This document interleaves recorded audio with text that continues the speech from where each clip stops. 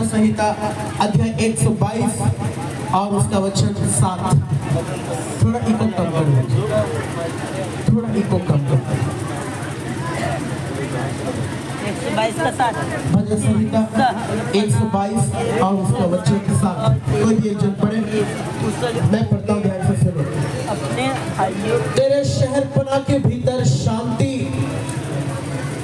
और तेरे महलों में खुशल होवे। लेकिन हिंदी में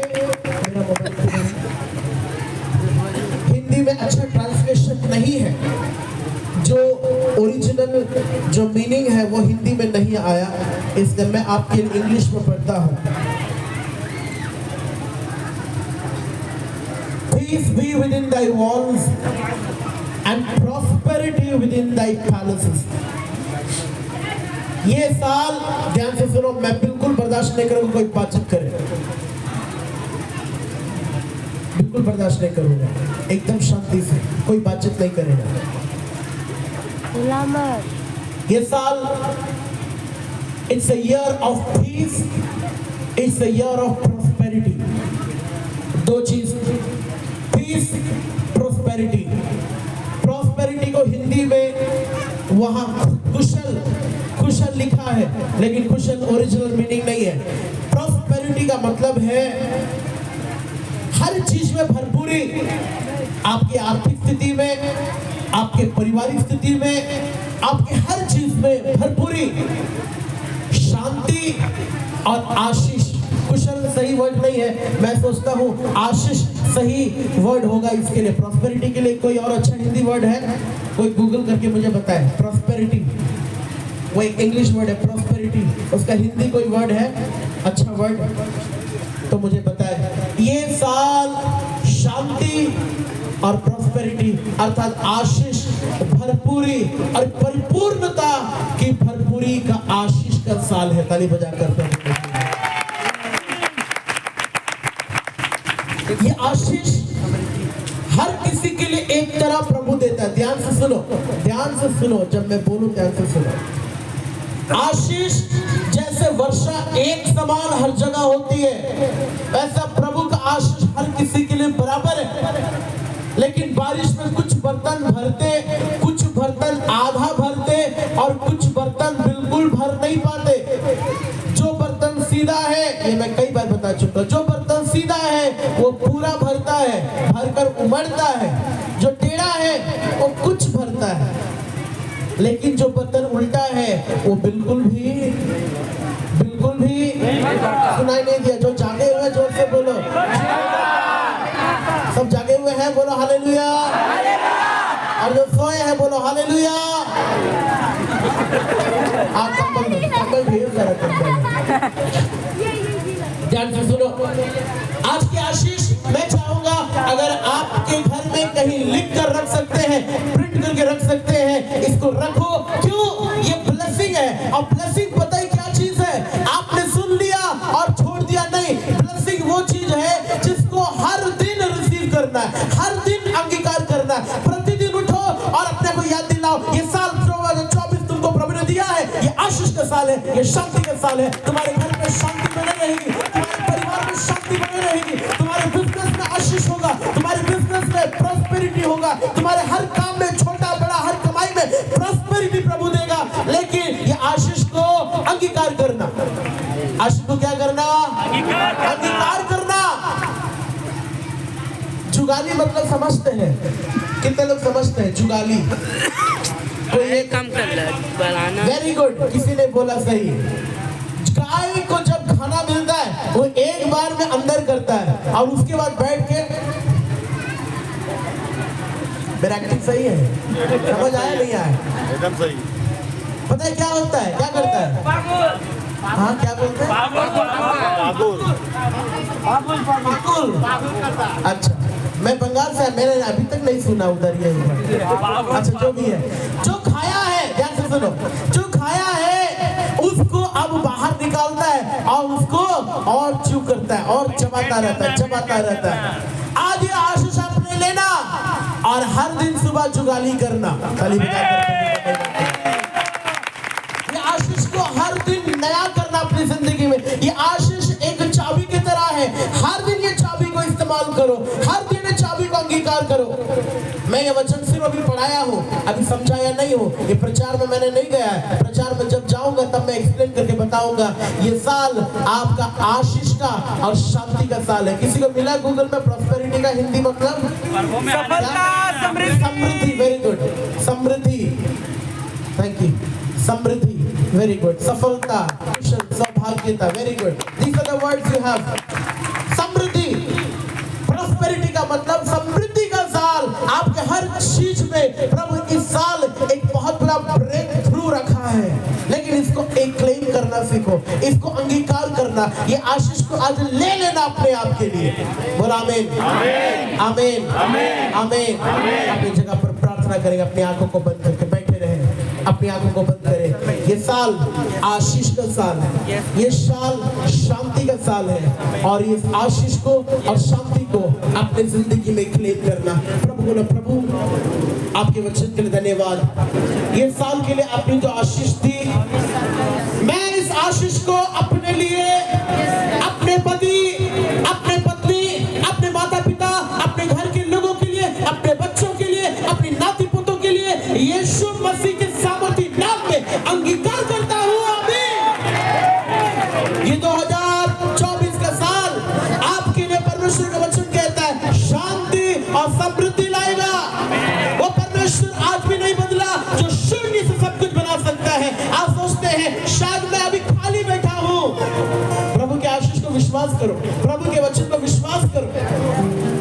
इस हाथ में जब देश में अकाल था, सब सुना था, खाली था, मुट्ठी भर अनाज को इस्तेमाल किया और खेती किया, बंजर पड़ी थी जमीन, लेकिन परमेश्वर का आशीष रहा। सारा देश में अकाल था, लेकिन इसहाक के खेत फल फलाते हुए फसल से भरे रहे। आशीष करने वाला परमेश्वर है, विश्वास करो और उसको अंगीकार करो। आपके जीवन में पिछले साल रुका हुआ सारी आशीषें प्रभु इस साल 2024 में आपको जरूर देगा, प्रभु जरूर देगा। आपकी रुकी हुई आशीषें, आपके रुके हुए सारी अच्छी बातें, आपकी रुकी हुई सारी भलाइयां प्रभु इस साल 2024 में आपको लौटाएगा। विश्वास करने वाले बोलो आमीन, आमीन, आमीन। यीशु के नाम में आमीन। हमारे बीच में इजाज़ साहब आए हैं और वो बहुत उत्सुकता से कुछ बातों को हमारे बीच में रखने आए हैं। हालेलुया। मैं चाहूंगा कि वो आए स्टेज पर और अपना समय को ले। दो तालियों से स्वागत करेंगे।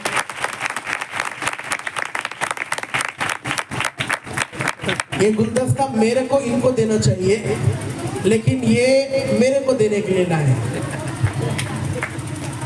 आप सभी की तरफ से ये गुलदस्ता मैं दे रहा हूँ पास्टर पाल साहब। नए साल की दिल की गहराइयों से आप सबको बहुत बहुत बधाई।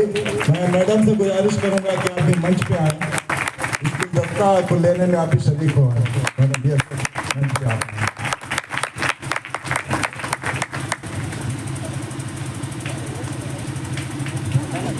गुलदस्ता को, इसमें हमारा प्यार है, हमारा मोहब्बत है आप सबके लिए।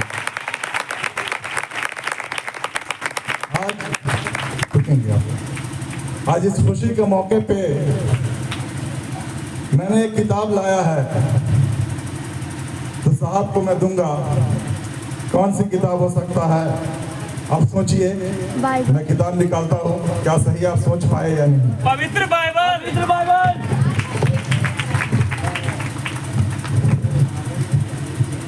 ये पवित्र कुरान है। जिस तरीके से बाइबल को ईश्वर ने भेजा, कुरान को भी ईश्वर ने भेजा। इसमें जो एक खास बात है वो डिटेल्स में बाद में ये कहीं बताएंगे। मैं शॉर्ट में एक बात बताना चाहता हूँ। इसमें मरियम का जिक्र है और ईसा मसीह का जिक्र है। इसमें कहा गया है कि जब मरियम पे तोहमत लगाया जाने लगा तो मरियम ने बच्चे की तरफ इशारा किया कि पूछ लो। तो जो सामने लोग थे बोले ये बच्चा बोलेगा कैसा? और बच्चा वो गोद में बोल उठता है और बोलता है कि मैं अल्लाह का बंदा हूँ और अल्लाह का नबी हूँ और नेक काम के लिए दुनिया में भेजा गया। तो ये किताब में लिखा हुआ है। मैं अपनी तरफ से साहब आप लोगों को ये गिफ्ट करता हूँ। मैं नए साल के मौके पे पास्टर साहब से मैंने बहुत कुछ सीखा है। उसी सीख में से एक बात आपके सामने रखना चाहता हूँ। आप सबने कछुआ और खरगोश की कहानी जरूर सुना है। सबने सुना है। कछुआ बहुत तेज दौड़ता है और उसे अपने रफ्तार पे बहुत घमंड भी है, जैसा अभी आपने घमंड देखा ना अभी स्टेज पे। कछुआ को बहुत घमंड था। उस घमंड में जब रेस लगता है कछुआ और खरगोश में, तो कछुआ बहुत तेजी से दौड़ता है, लेकिन खरगोश बहुत तेजी से दौड़ता है, लेकिन जीत कछुआ की होती है, क्योंकि खरगोश सोचता हम तो बहुत आगे आ चुके हैं और वो बीच में सो जाता है, इसलिए वो हार जाता है और कछुआ जीत जाता है। ऐसा ही है ना? ये सुना आपने। लेकिन आप सुनिए, ये बगल जो यहाँ पे जंगल है, देखा आपने? देखा है ना? इसमें एक कछुआ और एक खरगोश रहता है, जो हर संडे को साहब की बातों को सुनता भी है। एक रोज कछुआ और खरगोश ने बोला कि हाँ तो हम लोग सुनते ही हैं, चलो आज रफ्तार एक रेस भी लगाते हैं और पास्टर साहब के घर पे चलते हैं, वहां देखते हैं क्या इनका व्यवस्था है। हालेलुया। दोनों में तय हो गया, ठीक है। खरगोश तो खुश था कि मैं जीत ही जाऊंगा, उनके घर पहले पहुंच जाऊंगा। रेस लगा, वाकई खरगोश पहले इनके घर पहुंच गया और कछुआ धीरे धीरे बेचारा बहुत देर से पहुंचा।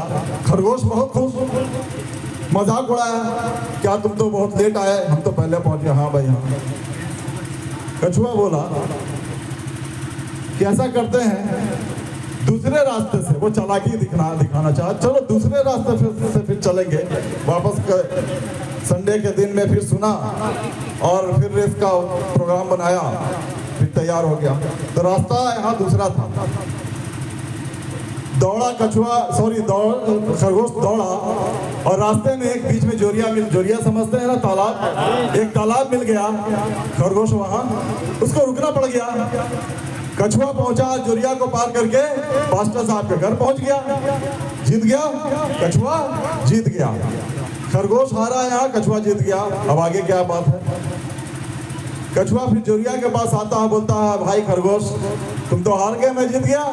बोला हाँ भाई। अब कछुआ जोरिया पार के इधर आया और बोला ऐसा है कि आओ तुम मेरे पीठ पे बैठ जाओ, हम पार कर जाते हैं।